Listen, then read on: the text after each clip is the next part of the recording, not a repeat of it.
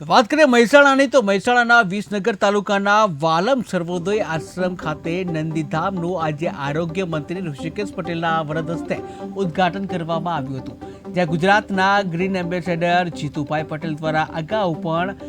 આવું જ નંદીવન દેરોલ ઋષિવન ખાતે બનાવવામાં આવ્યું છે। ખાસ કરીને પ્રકૃતિ અને જીવદયા પ્રેમી જીતુભાઈ પટેલના હસ્તે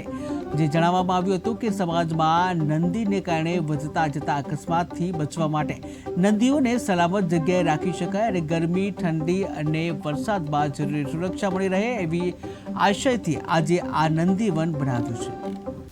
છેલ્લા ઘણા વર્ષોથી મનમાં મનોમંથન હતું કે આ રખડતા નંદીઓનો કોઈ ધણી નથી, તો